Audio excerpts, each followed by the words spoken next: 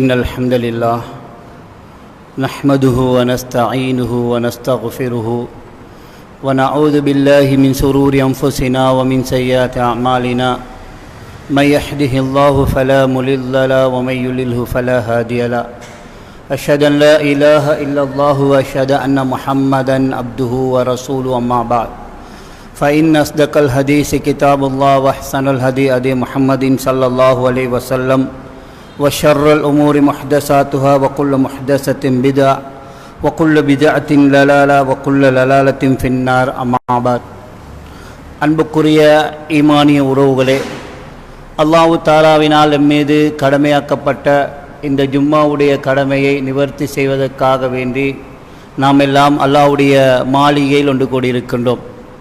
இந்த உலக வாழ்க்கையில் அல்லாஹ் தஆலா என்னென்ன விடயங்களை எடுத்து நடக்கும்படி எங்களுக்கு கட்டளையிட்டிருக்கின்றானோ அந்த அனைத்து நல்ல விடயங்களை எடுத்து நடக்க வேண்டும் என்று எனக்கும் உங்களுக்கும் நான் வசியத்தை செய்து கொள்கின்றேன்.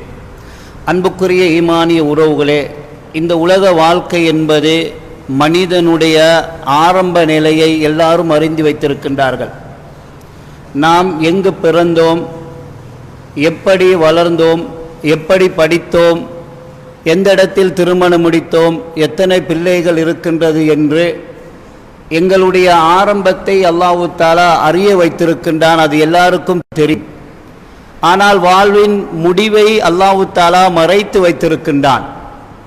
எமது முடிவின் பொழுது எங்களை எப்படி முதலாவதாக எங்களுடைய தாயிடத்தில் தூக்கும் பொழுது தாய் சந்தோஷமாக மகிழ்ச்சியாக எடுத்து ஒரு ஆடையினால் போர்த்தி கழுவி பெயரை வைத்ததை போன்று எங்களுடைய முடிவின் பொழுது கஃன் செய்யப்படுமா அல்லது கஃன் செய்யப்படாமலே மண்ணுக்குள் புதைக்கப்படுமா அல்லது நாம் போகக்கூடிய ஒரு பயணத்தில் அப்படியே மூழ்கடிக்கப்படுவோமா அல்லது ஒரு ஃப்ளைட் வெடித்து எறிந்து எங்களுடைய உடம்பை எனது பிள்ளைகள் உங்களுடைய பிள்ளைகள் யாருமே பார்க்க முடியாமல் ஒரு பெட்டியில் அடைத்து வைக்கப்படுமா என்ற எந்த அறிவுமே எமக்கு கிடையாது.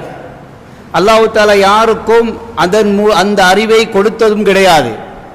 பிஐ அர்லின் தமூத், எந்த ஒரு ஆத்மாவுக்கும் எந்த பூமியில் எப்பொழுது எந்த நேரத்தில் அவருக்கு என்ன நடக்கும் என்பது யாருக்குமே தெரியாது.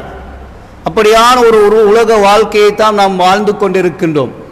வீட்டை விட்டு ஒரு தூர பயணம் அல்லது ஒரு கடைக்கு ஒரு பள்ளிக்கு சென்ற மனிதன் திரும்பி வீட்டுக்கு மையத்து செய்துதான் வருகின்றதே தவிர திரும்பி வந்தவர்கள், வீட்டை விட்டு வந்தவர்கள் எல்லாம் திரும்பி போனது கிடையாது. அல்லாஹ் தஆலா அப்படி ஒரு வாழ்வைத்தான் எங்களுக்கு தந்திருக்கின்றான்.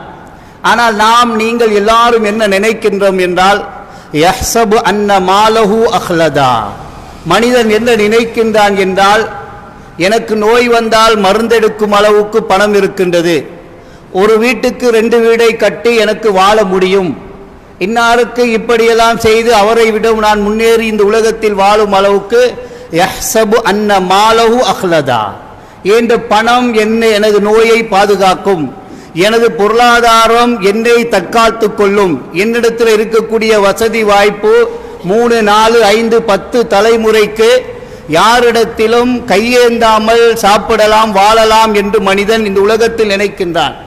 அடுத்த கணம் என்ன நடக்கும் என்பது யாருக்குமே தெரியாது. அன்புக்குரிய ஈமானி உறவுகளே, அந்த அடுத்த கணம் நிகழ்வுக்கு முன்னால் அல்லாஹ் என்ன சொல்லுகின்றான் என்றால், யா அய்யுஹல்லதீன ஆமனு, விசுவாசிகளே, வல் தன்ரு நப்சும் மா கத்தமத் லிகதின், ஒவ்வொரு ஆத்மாக்களும் கொஞ்சம் சிந்தித்து பார்க்கட்டும், யோசித்து பார்க்கட்டும், மா கத்தமத் லிகதின், நாளைக்கு என்ற ஒன்றுக்கு என்ன முற்படுத்தி வைத்திருக்கின்றாய்.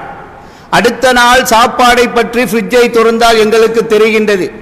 அரிசியை எண்ணி பார்க்கலாம், இருக்கக்கூடிய மாமிச உணவுகள் என்ன ஏற்பாடு என்று அடுத்த நாள் உணவுக்கு என்ன என்பது எங்களுக்கு தெரியும். ஆனால் நாளை மறுமை நாள் என்பது அடுத்த நாள் நிகழ்ந்து விட்டால் என்ன இருக்கின்றது, எதை நான் முற்படுத்தியிருக்கின்றேன், என்னால் என்ன செய்திருக்கின்றேன் என்பதை மனிதன் சிந்திக்க மறந்துவிட்டான்.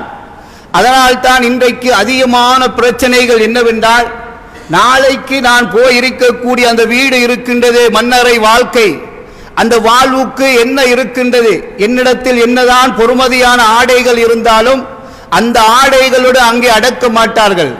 என்னதான் வசதியான வாழ்க்கை வாழ்ந்திருந்தாலும் அந்த பூமிக்குள்ளால் அங்கே போகும் பொழுது எந்த வசதி வாய்ப்பும், வீட்டுக்கு வீடு, அறைக்கு அறை, ஏசி அறைகள் போடப்பட்டிருந்தாலும் அந்த வாழ்க்கையில் ஒன்றுமே கிடைக்காது. நான் நிரந்தரமாக 50 வருடங்கள், 60 வருடங்கள், 100 வருடங்கள் நான் கட்டிய கட்டுமானம் அப்படியே பில்டிங் ஒரு வெடிப்பு இல்லாமல் இருக்கும். ஆனால் அந்த வீட்டில் ஒன்றை அடக்க மாட்டார்கள். தூக்கி கொண்டு போ என்று அல்லது தூக்கி கொண்டு போவோம் என்று அவசரப்படுத்துவார்கள். எனவே நாளை என்பது எங்களுடைய நிச்சயம் என்றால் அதற்கு நானும் நீங்களும் எதை முற்படுத்தி இருக்கின்றோம்?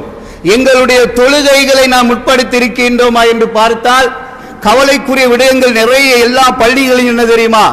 இமாம் மிம்பருக்கு ஏறும் பொழுதுதான் பள்ளிகள் நிறைந்து ஓடும். இமாம் முதல் உரையை நடத்தி கொண்டு இருக்கும் பொழுது 3 சஃப்பு 4 சஃப்பு தான் இருக்கும். இமாம் எப்பொழுது இறங்குவாரோ அப்பொழுதுதான் அதிகமானவர்கள் பின்னால் வந்து சேருவார்கள். எதை நாம் முற்படுத்தி இருக்கின்றோம்? எங்களுடைய பொருளாதாரத்தை எடுத்து பார்த்தால் சரியான முறையில் கணக்கு பார்த்து அல்லாஹ்வுக்கு கொடுக்கப்பட வேண்டிய 97.5% உனக்கும் 2.5% தான் ரப்புல் ஆலமீன் தனக்கு எடுக்க விரும்புகின்றான். இந்த அடியான் சம்பாதிப்பதில் இருந்து அவனுக்கு கொடுக்கப்பட்ட இந்த வாழ்வில் அவனுடைய முயற்சியில் இருந்து 97.5% உனக்கு 2.5% தான் எனக்கு என்று சொல்லுகின்றானே, அதை நேரம் காலம் பார்த்து சரியாக கணக்கிட்டு நாம் உட்படுத்தி வைத்திருக்கின்றோமா? எங்களுடைய நோன்பாக இருக்கலாம், ஹஜ்ஜாக இருக்கலாம், சதக்காவாக இருக்கலாம், ஹதியாவாக இருக்கலாம், ஒரு நோயாளிக்கு மருந்து எடுத்து கொடுப்பதாக இருக்கலாம். எதை நாம் இந்த பூமியில் முற்படுத்தி இருக்கின்றோம்? எதை சேமிப்பாக நாங்கள் வைத்திருக்கின்றோம்? முற்படுத்தியவைகள் எல்லாம் நாம் கபருக்கு போவதற்கு முன்னால் 1 நாள், 2 நாள், 3 நாள், 1 வருடம், 2 வருடத்துக்கு இடையில் அதை சொல்லி காட்டி அந்த அமலை நாங்கள் அப்படியே இழந்தவராகத்தான் இந்த பூமியில் இப்பொழுது வாழுகின்றோம். 50, 60 வருடங்களாக எங்களுடைய வாழ்வை கொஞ்சம் பின்னோக்கி சிந்தித்து பாருங்கள். என்ன நடந்திருக்கின்றது? 4 பிள்ளைகளை பெற்றோம், 2 கடையை வாங்கினோம், 3 மாடி வீடு கட்டினோம். இது அவ்வளவு எங்களுக்கு வராது, எதுவும் வராது. லயௌம லா யன்ஃபு மாலுன் வலா பனூன் இல்லா மன் அத்தல்லாஹ பிகல்பின் சலீம். நாளை மறுமை நாளில் உங்களுடைய 10 பிள்ளைகளோ 15 பிள்ளைகளோ ஒரு நன்மையை உங்களுடைய மனைவி உங்களுக்கு தரமாட்டார். ரசூலுல்லாஹி ஸல்லல்லாஹு அலைஹி வஸல்லம் அவர்கள் சொன்னார்கள், ஆயிஷா ரலியல்லாஹு அவர்கள் அந்த செய்தியை அறிவிக்கின்றார்கள், ஒரு ஜனாசாவை 3 விடயங்கள் துயர்ந்து செல்லுகின்றன. 3 நபர்கள், 3 பொருள்கள், 3 அமைப்பில் சேர்ந்து நபி அவர்கள் சொன்னார்கள், யத்தபிஉல் மையித் ஸலாஸா, 3 ஒவ்வொரு மனிதனுக்கும் பின்னாலே போகின்றது. அவனுடைய குடும்பம் அந்த மையத்துடன் அப்படியே செல்லுகின்றது. அவனுடைய சொத்து வாகனம் இருந்தால் அந்த வாகனத்தை கொஞ்சம் எடுத்துக்கொண்டு மையவாடி வரைக்கும் செல்வார்கள். 2 அப்படியே திரும்பி விடும். போன பிள்ளை மனைவி வீட்டில் இருந்து தொழுதால் அவளுக்குரிய ஹக்கு அதன் முடிவடைந்துவிடும். பிள்ளை அவனுடைய வாகனம் அப்படி 2 பேரும் அப்படியே திரும்பிடுவாங்க. ஆனா நபி அவர்கள் சொன்னார்கள், வயபுகா மாஹு அமலுஹு, அவனுடன் தரித்திருப்பது அவனுடைய தொழுகை. அவன் எதை முற்படுத்தினானோ அது மட்டும்தான் அங்கே இருக்கும், வேறு எதுவுமே இருக்காது.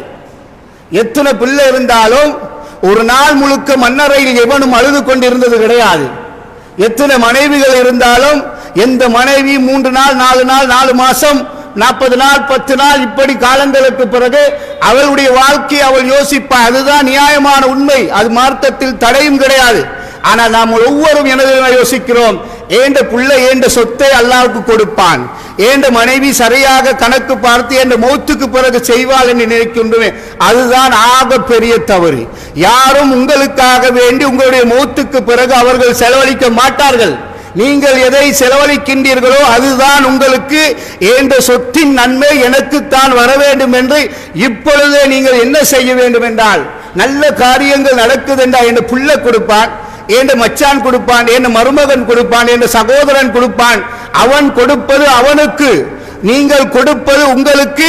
இதைத்தான் ரப்புல் ஆலமீன் என்ன தெரியுமா சொல்லுகிறான், வலா தன்ஸ நஸீபக மினத் துன்யா வஹ்சின் கமா அஹ்ஸனல்லாஹு இலைக.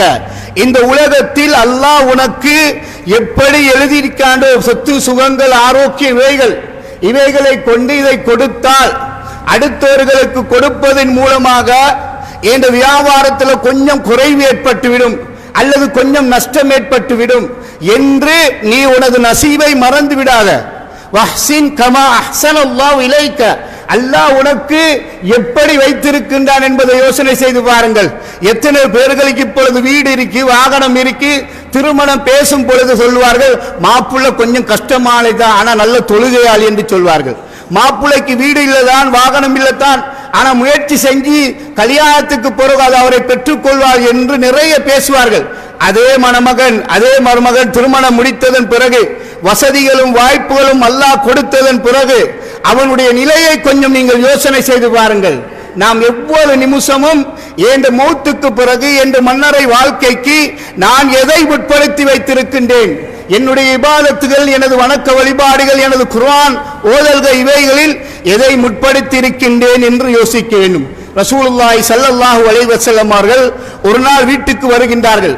ஆயிஷா ரலியல்லாஹு அன்ஹா அவர்கள் ஒரு ஆட்டை அறுத்து எல்லாத்தையும் அப்படியே கொடுத்து விடுகின்றார்கள். நபி அவர்கள் விருப்பமான முன்காலில் ஒரு பகுதியை மட்டும் வைத்திருக்கின்றார்கள். அல்லாஹ்வுடைய தூதர் அவர்கள் கேட்கின்றார்கள், இந்த ஆட்டில் என்ன மீதமாக இருக்கின்றது? அவர்கள் சொல்லுகின்றார்கள், நான் எல்லாத்தையும் கொடுத்துட்டு இந்த ஒரு கால் முன் பகுதியின் கால் இருக்கின்றது, இது மட்டும் தான் அல்லாஹ்வுடைய தூதரே எங்களுக்கு மிச்சமானதாக இருக்கின்றது. ரசூலுல்லாஹி ஸல்லல்லாஹு அலைஹி வஸல்லம் என்ன சொன்னார்கள் தெரியுமா? எதை நீ அடுத்தவர்களுக்காக கொடுத்தாயோ அதுதான் எங்களுக்கு மறுமையில் மிச்சமானதாக இருக்கின்றது. அந்த ஆட்டின் விருப்பமான பகுதி, ஒரு மனிதனுக்கு தலை இருக்கும், ஒரு மனிதனுக்கு குடல் இருக்கும், ஒரு மனிதனுக்கு ஈரல் விருப்பமானதாக என்ன செய்வார்கள்? விருப்பமானதை தன்னடக்கத்தில் வைத்துக் கொள்வார்கள். விருப்பம் இல்லாதை சாப்பிட முடியாத கஷ்டமான பகுதியை அப்படியே அடுத்தவர்களுக்கு கொடுத்துடும். அன்புக்குரிய ஈமானி உறவுகளே, மிச்சம் என்பது எங்களுடைய பொருளாதாரத்தில் ஒரு கோடியை எத்தனை ஆயிரத்தை நாம் வைத்துவிட்டு செல்கின்றோமோ அது எங்களுக்கு நன்மையாக அமையலாம், அதற்கு பிறகு சண்டை சச்சரவுகள் உருவாகி பிரச்சனையாக அமையலாம். என அன்புக்குரிய ஈமானி உறவுகளே, நாம் கொடுக்கக்கூடிய இந்த தான தர்மங்கள், இப்பொழுது இலங்கை திருநாட்டில் நடந்து கொண்டிருக்கக்கூடிய இந்த நிகழ்வுகள் நான் சொல்லாமலே உங்களுக்கு நிறைய தெரியும். ஆனா நான் மனசுல ஒரு உறுதி கொள்ளணும், என்னால நான் என்ன செய்திருக்கின்றேன். அரசாங்கம் செய்வது என்பது தனி, பள்ளிகள் செய்வது என்பது தனி, நிர்வாகம் செய்வது என்பது தனி, நான் என்ன செய்திருக்கின்றேன். ரசூலுல்லாஹி ஸல்லல்லாஹு அலைஹி வஸல்லம் அவர்கள் சொன்னார்களே, நாளை மறுமை நாளில் 7 கூட்டத்துக்கு தான் அல்லாஹ் உலகத்தில் வாழும் பொழுது எப்படி வாழ்ந்தார்களோ அவர்களுக்கு நிழலை கொடுப்பான். அந்த 7 கூட்டத்தில் ரசூலுல்லாஹி ஸல்லல்லாஹு அலைஹி வஸல்லம் அவர்கள் சொன்னார்கள், ஒருவன் கொடுக்கின்றான், அவன் வலது கையினால் கொடுக்கின்றான், இடது கைக்கு தெரியாமல் இருக்கின்றது, அவனுக்கு அல்லாஹ் தஆலா நாளை மறுமை நாளில் நிச்சயமாக நிழல் கொடுப்பான். இன்னும் ஒரு செய்தியில் வருகின்றது, ஒரு மூமினுடைய நிழலின் அளவு எப்படி என்றால், நாளை மறுமை நாளில் தனக்கு தலைக்கு மேலால் சூரியன் வந்திருக்கும் பொழுது வேர்வையில் அவன் மூழ்கி இருப்பான். யாரையும் யாரும் பார்த்து தீர்ப்பளிக்க முடியாது, யாரையும் பக்கத்தில் அழைத்து வா என்று சொல்ல மாட்டான். அவனுக்கு தலைக்கு மேலால் சூரியன் இருக்கும் பொழுது நபி அவர்கள் சொன்னார்கள், லில்லில் முஃமின், ஒரு மூமினுடைய அந்த நிழல் எந்த அளவுக்கு இருக்கு தெரியுமா? அவன் எவ்வளவு அல்லாஹ்வுக்காக வேண்டி இந்த பூமியில கொடுக்கிறானோ அந்த அளவுக்கு இருக்கும். நம்ம கொடுக்கிறது ஒரு சாதாரண ஒரு அடி ஸ்பேஸாக இருந்தால் அந்த அளவுக்கு தான் இருக்கும். நாம் கொடுத்தது ஒரு குடை அளவாக இருந்தால் அந்த அளவுக்கு இருக்கும். நாம் கொடுப்பது ஒரு ஊர் அளவாக இருந்தால் எல்லாத்தையும் தாண்டி எவ்வளவு பெரிதாக இருக்கின்றதோ அந்த அளவுக்கு நிழல் இருக்கும். சஹாபாக்கள் நிறைய பேர், தாபீன்கள் என்ன செய்வார்கள் என்றால், பள்ளிக்கு வரும் பொழுது வெறுமனே கையை ஆட்டிக்கொண்டு வர மாட்டார்கள், எதையாவது எடுத்துக்கொண்டு வந்து வரும் பொழுது யாருக்காவது கொடுப்பார்கள். அவரிடத்தில் அந்த தாபியிடத்தில் ஒருவர் கேட்கின்றார், ஒரு நாள் ஒன்றுமே இல்லாமல் வீட்டில் இருக்கிற சில வெங்காயத்தை கொண்டு வந்து கொடுத்துட்டு போறார். அழைத்து கேட்கிறாங்க, இதுல என்ன பயன்? அவர்கள் அந்த நேரத்தில் தான் இந்த ஹதீஸை சொல்லுகின்றார்கள். ரசூலுல்லாஹி ஸல்லல்லாஹு அலைஹி வஸல்லம் சொன்ன ஒரு செய்தியை நபித்தோழர் எனக்கு சொன்னார், ஒரு மூமினுடைய நிழல் மறுமையில் அவன் எந்த அளவுக்கு தர்மங்கள் கொடுக்கின்றானோ அந்த அளவுக்கு இருக்கும் என்று. இப்ப எங்களுடைய நிலையை கொஞ்சம் யோசனை செஞ்சு பாருங்க. நமக்கு மருந்துக்கு செலவழிக்கிறோம், நம்முடைய வீட்டுக்கு செலவழிக்கிறோம், எல்லாத்துக்கும் தாராளமாக கொடுக்கின்றோம். அல்லாஹ்வுக்காக வேண்டி கொடுப்பது என்பது ஒரு மூமினுடைய ஆக சிறந்த பண்பாக இருக்கின்றது. நீங்கள் சூரத்துல் பக்கராவை எடுத்து பாருங்கள், ஆரம்ப வசனங்களில் அல்லாஹ் தஆலா என்ன சொல்லுகின்றான்? அல்லாஹ்வுடைய இந்த வேதம் நேர்வழி காட்டும், அவர்கள் எப்படி இருப்பார்கள் என்று ஆரம்ப 3-4 வசனத்திலே சொல்லுகின்றான். அவர்கள் அல்லாஹ்வுக்காக வேண்டி கொடுத்து கொண்டே இருப்பார்கள். இது மூமின்கள் கொடுத்து முடிப்பது என்பது கிடையாது. ரசூலுல்லாஹி ஸல்லல்லாஹு அலைஹி வஸல்லம் அவர்களும் சஹாபாக்களை நாம் பார்க்கும் பொழுது நாம யோசிக்கிறோம் என்ன தெரியுமா, போன மாசம் தானே கொடுத்தோம், அதுக்கு முந்தின மாசம் கொடுத்தோம், கொஞ்சம் சேர்த்து வச்சு நோம்புல கணக்கு பார்த்து அது வரைக்கும் யார் இருப்பா, எடுக்கிறவர் இருப்பாரா, கொடுக்கிறவர் நோம்பு வரைக்கும் இருப்பாரா? இப்ப நம்ம அவசர பூக்கட்டக்கூடாது, எல்லாரும் கொடுக்கிறாங்க, நம்ம பார்த்து கொண்டு இருப்போம். எல்லாம் முடிவடைந்த பிறகு கடைசியாக டீம் ஒர்க் பண்ணி இறங்குவோம் என்று இருக்கும் பொழுது சொல்லிக் கொண்டிருந்தவன் மௌத்தா போயிட்டுவான். அங்கே எடுத்துக்கொண்டிருந்தவன் ரப்புல் ஆலமீன் வசதியினால் வாய்ப்பை கொடுத்துடுவான். நாம் நினைக்க வேண்டும் என்னவென்றால், எனது ₹1 இருக்கலாம், ஒரு சௌக்காரமாக இருக்கலாம், ஒரு பான்றாத்தலாக இருக்கலாம், அது யார் எடுப்பது? எங்களுடைய பார்வையில் ஒரு பிச்சைக்காரனுக்கு ஒரு சோத்து பார்சலை கொடுக்கின்றோம். அந்த சோத்தை உற்பத்தி செய்த ரப்புல் ஆலமீன், இந்த உலகத்தில் ஆட்சிக்கும் அதிகாரிக்கும் சொந்தக்காரன் அவன். நபி அவர்கள் சொல்லுகின்றார்கள், ஒரு அடியான் ₹1 கொடுத்தால் அல்லாஹ் தஆலா அவனது வலது கரத்தால் அவன் எடுக்கின்றான். நம்ம காசுல இருந்து பொக்கெட்ல இருந்து ஒரு ₹10 கொடுக்க முடிவெடுக்கின்றோம். அந்த ஏழையுடைய கைக்கு போவதற்கு முன்னால் அந்த ₹100 அந்த ஏழை அவனுக்கு ஒரு பனிசை வாங்கி பானை வாங்கி சாப்பிடுவதற்கு முன்னால் அல்லாஹ் தனது வலது கரத்தால் அந்த பணத்தை எடுக்கின்றான். அல்லாஹ் அக்பர். அல்லாஹ்க்கு நம்ம கொடுக்கிறோம். நம்ம கொடுக்கிற பிஞ்ச சேட்டு, அணிய முடியாத செருப்பு, போட முடியாத உடுப்பு, இது அல்லாஹ்வுக்கு தேவை கிடையாது. நீ கொடுக்கிற ₹1 இருக்கலாம், ₹100 அது யாருடைய கைக்கு போகுது? நீ எடுத்து கொடுப்பதற்கு முன்னால் அல்லாஹ் தனது வலது கரத்தால் எடுத்து ஒரு ஒட்டகத்தை பராமரிப்பதை போன்று ஒரு விருப்பமான ஒரு பூனை இருக்கின்றவங்க. இன்றைக்கு பூனைக்கு ஆயிரக்கணக்கில் செலவழித்து சாப்பாடு கொடுக்கின்றார்கள். அந்த பூனை விருப்பமானதை போன்று ஒரு மனிதனுக்கு என்ன விருப்பம், அல்லாஹ் தஆலா அந்த பணத்தை எடுத்து தனது வலது கையில் வைத்து பெரிய ஒரு மிருகமாக ஒட்டகமாக மாற்றி, அந்த ஒட்டகத்தின் அளவு என்ன தெரியுமா? நபி அவர்கள் சொல்லுகின்றார்கள், அந்த ஒட்டகத்தை அல்லாஹ் வளர்க்கின்றான் மலையின் அளவுக்கு. ஒரு ஒட்டகத்தை மலை அளவுக்கு வளர்த்து அதை நாளை மறுமை நாளில் மீசான் என்ற தராசில் வைத்து இந்த அடியான் ஆச்சரியப்படும், யா அல்லாஹ் இது எப்படி எனக்கு கிடைத்தது? இந்த அளவுக்கு நான் பணத்தை கொடுத்ததே கிடையாது, எப்படி இது அமைந்தது என்றால் அல்லாஹ் ஞாபகப்படுத்துவான், இந்த அடியானுக்கு இந்த நேரத்தில் நீ கொடுத்தது இந்த இப்படி நான் வளர்த்து காத்து கொண்டிருக்கின்றேன். எனவே அன்புக்குரிய ஈமானி உறவுகளே, நாம் அல்லாஹ்வுக்காக வேண்டி கொடுப்பது, அல்லாஹ் தஆலா எங்களிடத்திலிருந்து எதிர்பார்த்து கொண்டே இருக்கின்றான். மௌத்துடைய நேரத்தில் மனிதன் எதை கேட்பான்? அல் குர்ஆனை நீங்கள் எடுத்து பாருங்கள், அல்லாஹ் அழகாக சொல்லுகின்றான், லவ்லா அகர்தனி இலா அஜலின் கரீப். யால நான் தஹஜ்ஜத் தொழுந்ததே கிடையாது, மௌத்துடைய நேரத்தில் கொஞ்சம் எனக்கு ராவைக்கு எடுக்கும், காலை ஏடு கொஞ்சம் இன்றைக்கு தஹஜ்ஜத் தொழுகிறேன், நான் சுன்னத்தான நோன்பு பிடித்ததே கிடையாது, யா அல்லாஹ் எனக்கு ஒரு சுன்னத்தான நோன்பு பிடிக்க சான்ஸ் தான். நான் மக்காவில் 10-15 வருடங்கள் வேலை செய்தேன், ஆனா ஒரு ஹஜ்ஜுக்கும் போனது கிடையாது, உம்ராவுக்கும் போனது கிடையாது. என்ற மனைவியை நோரளி வேண்டுமா? வருஷத்துக்கு ஒரு 5 லட்சம் 10 லட்சம் செலவழித்து வீணாக செலவழித்தேன். யா அல்லாஹ் லவ்லா அஹர்தனி இலா அஜலின் கரீப் ஃபஅஸத்தக வஅகும் மினஸ் சாலிஹீன்.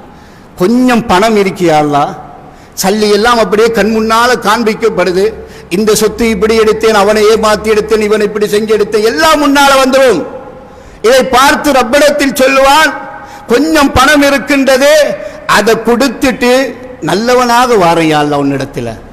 குர்ஆன் ஓத கேட்க மாட்டான், நோன்பு பிடிக்க கேட்க மாட்டான், உம்மா பார்க்கல உம்மா கொஞ்சம் பார்த்துட்டு வாரேன், மனைவியை பார்க்கல மனைவியை பார்க்கிறேன், பிள்ளையை பார்க்கல பிள்ளையை கொஞ்சம் பார்த்துட்டு வா, எதையும் கேட்க மாட்டான். இந்த பணத்தை நான் கொடுக்கணும், இந்த பணத்தால் தான் எனது நானா தம்பி என்ற உறவு இல்லாமல் போனது, அண்ணன் தம்பி தங்கச்சி என்ற உறவு என்ற மூத்துக்கும் நீ வராத நான் வர மாட்டேன் என்று சொன்னது இந்த பணத்துக்காக வேண்டி. இந்த பணத்தை கொடுத்துட்டு நல்லவனாக அல்லாஹ் உன்னிடத்தில் வாரனே என்று கேட்பான். எல்லாரும் கதறுவார்கள். யார் யார் ஹஜ்ஜுக்கு செல்லவில்லையோ, யார் யார் சரியான முறையில் ஜகாத்து கொடுக்கவில்லையோ, யார் யார் இருந்து கொண்டு தனது பெற்றோர்களை போலின் வழி அலைந்து மருந்தெடுத்து கொடுப்பதற்கு வக்கில்லாமல் இருக்கின்றார்கள். அன்புக்குரிய ஈமானி ஒரு கொஞ்சம் சிந்தனை செய்து பாருங்கள். எத்தனை பணத்துடன் என்னதான் நீங்கள் இருந்து மரணித்தாலும் எதனையும் பெட்டியில் போட்டு அங்கே வைக்க மாட்டார்கள் என்றால் அதை எண்ணி எண்ணி அது என்னை பாதுகாக்கும் என்று வைத்திருந்து என்ன பயன்? இந்த நேரத்தில் தனது பொருளாதாரத்தை தானால் பாதிக்கப்பட்ட அல்லாஹ்வால் கொடுக்கப்பட்ட சோதனை வைப்பவர்களுக்கு ஒரு குடும்பத்தை பொறுப்பெடுத்தாலே எங்களோட கடுமை முடிவடைந்துவிடும். அன்புக்குரிய ஈமானி உறவுகளே, ஒரு குடும்பத்தை ஒருவர் பொறுப்பெடுத்து என்னால் அந்த வீட்டுக்கு தேவையான ஒரு கரண்ட் வசதி, தண்ணி வசதி, சாப்பாடு வசதி, கிச்சன் வசதி, டாய்லெட் வசதி, நான் ஒரு குடும்பத்தை பொறுப்பெடுக்கின்றேன் என்றால் நிச்சயமாக அல்லாஹ் நாளை மறுமை நாளில் ஒட்டகத்தை வளர்த்து அந்த மலைக்கு மேலால் வைப்பதை போன்று ஒரு மனிதனுக்கு செய்யப்படக்கூடிய உதவி, வல்லாஹு ஃபீ அவுனில் அப்தி மா கானல் அப்து ஃபீ அவுனி அஹி, நீங்க அவருக்கு உதவி செய்து கொண்டிருக்கும் காலம் எல்லாம் அல்லாஹ் உங்களுக்கு உதவி செய்து கொண்டே இருப்பான். யாரோ வந்த மழை எப்படியோ அடிச்சிச்சு, எப்படியோ அழிஞ்சிச்சு, நம்ம இப்ப சேஃப்டியாகத்தான் இருக்கிறோம், நம்மட ஊடு மேலே இருக்கு, ஒன்றுமே நடக்காது என்பது அல்ல. அல்லாஹ் நாடினால் ஒரு நபியுடைய மகனை எப்படி அழித்து காண்பித்தான். காரணம், நம்ம நினைக்கணும் அல்லாஹ் தஆலா எல்லாத்துக்கும் சக்தி படைத்தவன். நாளை மறுமை நாளில் அந்த சமூகங்கள் அல்லாஹ் எழுப்பாட்டுவான். மண்ணில் புதைந்த பிள்ளைகள், தாய் தந்தை எல்லாரையும் ரப்புல் ஆலமீன் எழுப்பாட்டுவான். விடுபட்டவர்கள் எப்படி இந்த உலகத்தில் கஷ்டங்கள் படுகின்றார்களோ நாளை மறுமை நாளில் அவர்களுக்கு முன்னால் அல்லாஹ் விசாரிக்க காத்துக் கொண்டிருக்கின்றான். வீடு இல்லாமல், வாசல் இல்லாமல், தொழில் இல்லாமல் அனாதைகளானவர்களுக்கு முன்னால் நம்ம நிம்மதியாக காலையில் ஒரு சாப்பாடு, மாலையில் ஒரு சாப்பாடு, இரவுல ஒரு சாப்பாடு, ஏப்ரலுக்கு இப்பமே நோரலி இல்லையே ட்ரிப் போறதுக்கு என்று யோசிக்கின்றார்கள். அங்கே பார்க்கும் பொழுது அல்லாஹ் மறுமையில் விசாரிக்கும் பொழுது அந்த ரப்பிடத்தில் குறுகிய காலம் வாழ்க்கையில் வல் தன்ரு நப்சும் மா கத்தமத் லிகதின், யா அல்லாஹ் என்னால முடியும், இதுதான் நான் உனக்காக வேண்டி செய்தேன் என்ற ஒரு உறுதியான ஒரு நியத்தை வைத்து தங்களால் என்னென்ன முடியும் என்பதை நீங்க கொஞ்சம் யோசனை செஞ்சு பாருங்க. என்னால் உடம்பால தான் முடியும், பொருளாதாரம் என்கிட்ட இல்லை, என்னால் அவர்களுக்கு நல்ல ஒரு ஆலோசனை கொடுக்கலாம், அவர்களுக்கு படிப்பு சம்பந்தமான நடவடிக்கை கொடுக்கலாம் என்றால் அதை நாங்கள் செய்தால் அது நிச்சயமாக எங்களுடைய கபருக்கு வரும். அல்லாஹ் தஆலா அனைவரையும் பொருந்திக் கொள்வானாக.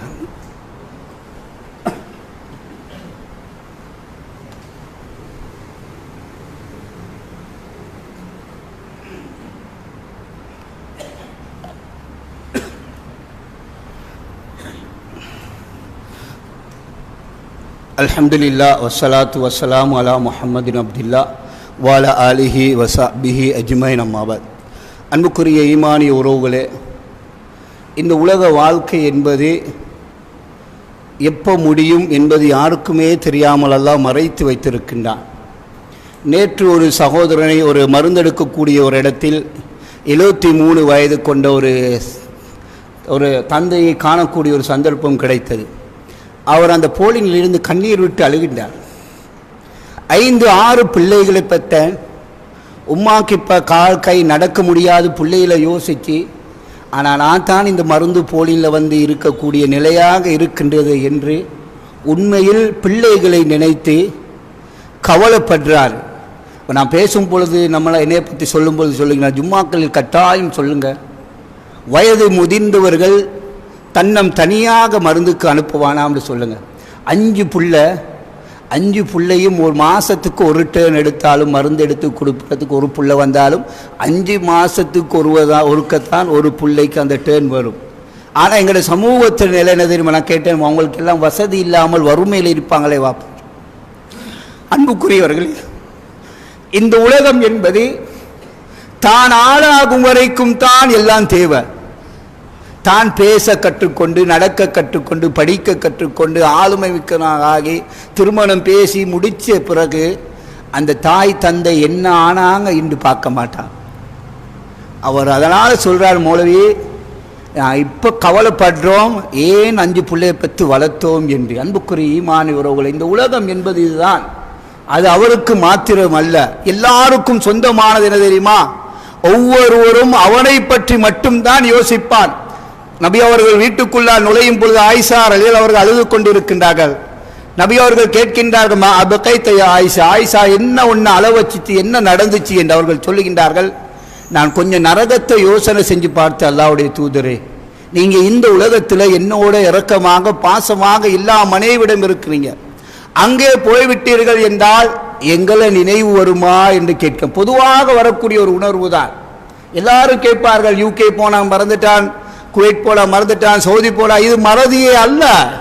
உண்மையான மறதி மறுமையில் ஏற்படக்கூடிய அந்த மறதி தான். நபியார்கள் சொன்னார்கள், 3 இடங்களில் என்னை தேடினால் எனது உம்மத்து பெற்றுக்கொள்வார்கள்.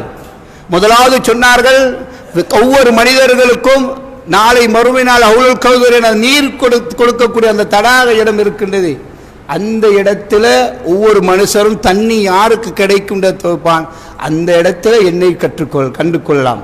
இரண்டாவது, யாரும் யாரை பற்றும் யோசிக்காத ஒரு இடத்தை சொன்னார்கள். பாலத்தை கடக்க வேண்டி வரும். அந்த பாலத்தை கடக்கும் பொழுது பொண்டாட்டியை கூட்டிக் கொண்டு போவோம், பிள்ளையை கூட்டிக் கொண்டு போவோம், வாப்பா எடுத்துட்டு போவோம் என்று யாருமே நினைக்க மாட்டார்கள். மூன்றாவது நபி அவர்கள் சொன்னார்கள், நன்மைகள் தீமைகள் நிறுக்கப்படும் பொழுது பொண்டாட்டியின் நன்மை கொஞ்சம் கூடி பெரிய சொர்க்கத்துக்கு போகணும் என்று யாரும் நினைக்க மாட்டான். வாப்பாக்கு நன்மை கூடி பெரிய சொர்க்கத்துக்கு போகட்டும் நினைக்க மாட்டார்கள். ஒவ்வொருவரும் நினைப்பார்கள், நான் உயர்ந்த சொர்க்கத்துக்கு போகணும், எனக்கு நன்மை கிடைக்கணும், கூடுதலாக வரணும் என்று. என் அன்புக்குரிய ஈமானி உறவுகளே, இந்த பொருளாதாரம் என்பது அல்லாஹ் தஆலா ஒரு நியாமத்தாக பரக்கத்தாக தந்திருக்கிறார். அது செத்த பிறகு பிள்ளைகள் சண்டை பிடிச்சு சாவுறதுக்கு அல்ல. அந்த சொத்தோட நம்ம செத்த பிறகு பிள்ளைகள் சண்டை பிடிச்சி மச்சானுக்கு மருமகனுக்கு அவங்களுக்கு இவங்களுக்கு என்று பிரிப்பதை விடவும், நாங்க இருக்கும் பொழுது என்னால் என்ன நன்மை செய்ய முடியும் என்பதுதான் அபூபக்கர் அவர்கள் யோசித்தார்கள். அல்லாஹ்வுடைய தூதர் அழைப்பு கொடுக்கின்றார்கள், சாமானங்கள் கொண்டு வாங்க, பள்ளிக்கு யுத்தங்களுக்கு தேவை, ஏழைகளுக்கு தேவை என்று. உமர் அவர்கள் வாழ்க்கையை பார்க்கிறாரு. எல்லா நேரத்திலும் இவரே முந்துறார். இன்றைக்கு எனக்கு ஒரு சான்ஸ் கிடைச்சிருக்கு, சொத்துல அரைவாசியை கொண்டு வந்து அல்லாஹ்வுக்காக அப்படியே கொடுக்கிறார். அபூபக்கர் பிந்திதான் வருகின்றார். நபி அவங்க உமர் இடத்தை கேட்கின்றார்கள், என்ன மிச்சம் வச்சிங்க? அரைவாசி சொத்து அப்படியே கொண்டு வந்து அல்லாஹ்வுடைய தூதரே, அரைவாசி வீட்டில் இருக்கி. அல்லாஹ்வுடைய தூதர் அப்படியே அமைதியாக இருந்தார்கள். அபூபக்கர் அவர்கள் வருகின்றார்கள், கொஞ்சம் அப்படியே கொண்டு வந்து கொடுக்கிறாங்க. ரசூல் ஸல்லல்லாஹு அலைஹி வஸல்லம் பார்க்கிறார், என்ன அபூபக்கரே என்ன வீட்டில் வச்சிருந்தீங்க? அபுகைத்துலஹும் அல்லாஹ் வ ரசூலஹு, என் பிள்ளைக்கு என் வாப்பாக்கு என் மனைவிக்கு எனக்கு எல்லாத்தையும் அல்லாஹ்வை பொறுப்பு சாட்டிவிட்டு அவ்வளோத்தையும் கொண்டு வந்துட்டு அல்லாஹ்வுடைய தூதரே. அதனால் தான் ரசூலுல்லாஹி ஸல்லல்லாஹு அலைஹி வஸல்லம் அவர்கள் அபூபக்கர் அவர்களை யாராலும் முந்த முடியாத அளவுக்கு எல்லாத்திலையும் முந்திக் கொள்வார்கள். நம்ம ஒரு ஏவலை ஏவினா அவர் இவ்வளவு போடுறார், இவர் இவ்வளவு போடுறார், அவர் எங்க போனார், அவர் எப்படி போனார், நான் என்ன செய்தேன் என்பதை யோசிக்கிற யாருக்கும் தெரியாமல் ரசூலுல்லாஹி ஸல்லல்லாஹு அலைஹி வஸல்லம் அவர்கள் அதிகமாக விரும்பினார்கள். மறைவாக அவனுக்கும் அல்லாஹ்வை மாத்திரம் தெரிஞ்ச அமல்களை அதிகமாக செய்யுங்கள் என்றார்கள். அதிகமாக யாருக்கும் தெரியாத கொடுக்கல் வாங்கல், அல்லாஹ்வுக்கும் எடுக்கிறவருக்கும் மட்டும் தெரிந்ததை அதிகமாக செய்யுங்கள். எங்களுடைய பார்வையில் நில நேரங்கள் பாவிகளாக காணலாம், விபச்சாரியாக காணப்படலாம். அவளை நாம் நினைப்போம் ஒரு வித்தியாசமானதாக. அன்புக்குரியவன் ரசூலுல்லாஹி ஸல்லல்லாஹு அலைஹி வஸல்லம் பாருங்க, இந்த நேரத்தில் எத்தனை வீடுகள் போய் வந்தவர்கள் சொல்றாங்க, குடிக்க தண்ணி இல்லை, பைப்பை திறக்க முடியாது, ஊத்த தண்ணி என்னென்னமோ வர்றது, கஷ்டப்படுறாங்கன்னு சொல்றார். இவர் கேட்டு மெசேஜை கமெண்ட்ஸ் பண்ணிட்டு சும்மா இருக்கிறாரு. அல்லாஹ் தஆலா எதை பார்க்கிறான் தெரியுமா? ஒரு விபச்சாரி, பனு இஸ்ரவேலை சேர்ந்தவர்கள் ஒரு விபச்சாரி என்ற பட்டத்தை எடுக்கிறதுக்கு எத்தனை முறை அந்த தவறு அவள் செய்திருக்கணும். அந்த தவறை செய்தவள் ஒரு பாதையில் இருக்கிற ஒரு நாய், அதற்கு தண்ணீர் தேவை என்பதற்காக வேண்டி அந்த இடத்துல அதை இறங்கி அந்த தண்ணீரை நாய்க்கு கொடுத்ததற்கு அல்லாஹ் அவளுக்கு நன்றி செலுத்தி அவளுடைய பாவங்களை மன்னிக்கிறான். உம்மா தண்ணி கேட்கிறாங்க, வாப்பா தண்ணி கேட்கிறாங்க. எங்களுடைய சமூகம் மழைக்கு அடிபட்டு விதிப்பட்டு குடிப்பதற்கு குடிநீர் இல்லாமல், அதற்கு வசதி வாய்ப்புகள் இல்லாமல் இருக்கின்றார்கள். ஒரு நாயை அல்லாஹ்வுக்காக வேண்டி அவள் அந்த நாயுடைய தாகத்தை உணர்ந்து கொடுத்தால் அல்லாஹ் அவளை ஃபாதுஹலல்லாஹுல் ஜன்னா, இன்னொரு ரிவாயத்தில் வருகின்றது, அவளை அல்லாஹ் சுவர்க்கத்துக்கு அனுப்பினான் என்றால், சுவர்க்கம் கிடைப்பதற்கு முன்னால், விசாரணைகள் நடப்பதற்கு முன்னால் சுவர்க்கத்தின் வாழ்வை அவள் வாழ்கின்றான் நாய்க்கு கொடுத்ததுக்கு. முஸ்லிம்களுக்கு கொடுக்கிறதுக்கு பக்கத்து வீட்டில் தண்ணி கேட்டால் மூஞ்ச முறைச்சு பார்க்குறேன். நம்ம கரண்ட் பில் கட்டுறது யாரு, தண்ணி பில் கட்டுறது யாரு? உங்களுக்கு இவ்வளோ வேலை செய்கிறீங்க, ஒரு தண்ணி வசதி எடுக்கிறதா, கரண்ட் வசதியை எடுக்கிறதா? அன்புக்குரிய ஈமானிய உறவுகளே, எப்பொழுதெல்லாம் சந்தர்ப்பங்கள் கிடைக்குமோ, நன்மை என்றால் அவர் செய்வார், அவருக்கு பின்னால் போய் இவர் செய்வார், இவர் என்பதல்ல. எனக்கு தேவை ஏந்த கபுரு ஒளிமயமானதாக இருக்கணும், நிம்மதியாக அங்கே உறங்கணும், மௌத்து வரைக்கும் எந்த டிஸ்டர்பும் வராமல் இருக்க வேண்டும் என்றால் அவங்களுக்கு அல்ல சந்தர்ப்பம், எனக்கு உங்களுக்கு ஒரு சந்தர்ப்பம். திரும்ப 2014 ஒருக்க வந்து, இப்போ 25 வந்து, இப்படி அதுக்கு முன்னால் சுனாமி வந்துச்சு. அப்பையும் கஞ்சனாக இருந்தோன் இப்பையும் கஞ்சனாகத்தான் இருப்பான். இதற்கு பிறகு இந்த ஊரே அழிஞ்சாலும் அந்த கஞ்சன் பணத்தை வெளியே எடுக்க மாட்டான். அவனுடைய நியதி அப்படித்தான். நாம் கஞ்சர்கள் கிடையாது. படைத்த ரப்பை நம்பியவர்கள். ஒவ்வொரு நாளும் இந்த பூமிக்கு 2 மலக்குமார்களை அல்லாஹ் ஏன் அனுப்புகின்றான்? அனுப்பி அந்த மலக்குமார்கள் யாருக்கு துஆ செய்கின்றார்கள்? அல்லாஹ்விடத்தில் ஒவ்வொரு நாளும் காலையில் மலக்கு இறங்கி, யா அல்லாஹ் அல்லாஹும்ம அம்சிக், யா அல்லாஹ் உனக்கு கொடுக்காமல் இருப்பவர்களை நீ தடுத்து பிடித்துக்கொள். நீ அவங்களுக்கு கொடுக்காத கஞ்சன் அவனுடைய பணம் அதிகரிக்காது. சாப்பிட மாட்டான், உடுக்க மாட்டான், நோய்வாய்ப்பா செய்ய மாட்டான், பெத்த தாய் தந்தைக்கு மருந்தும் எடுத்து கொடுக்க மாட்டான்.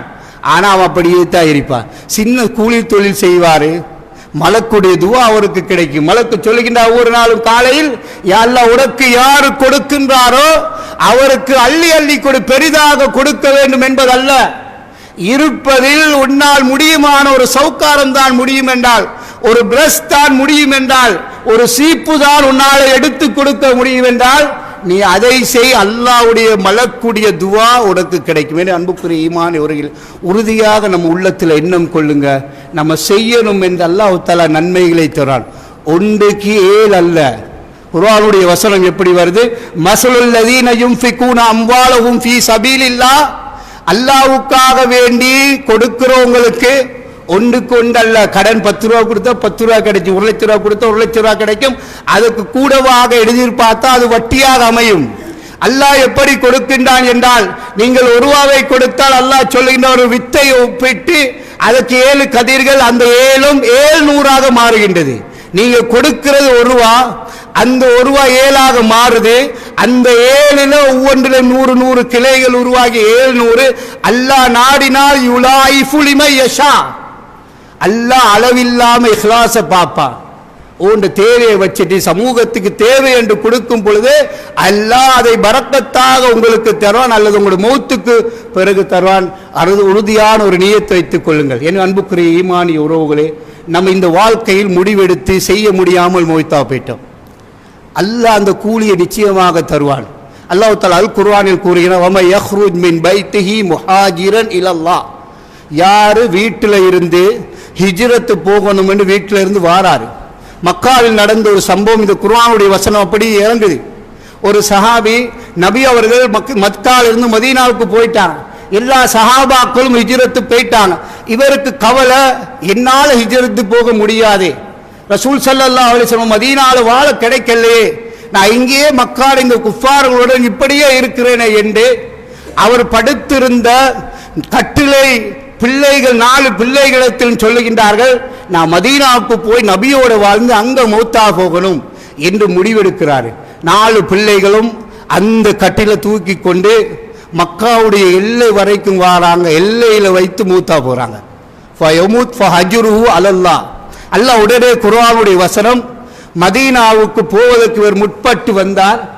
மதீனாவுடைய மக்காவுடைய எல்லையை தாண்ட அல்லாஹ் கொடுக்கல, மூத்தா போயிட்டார்.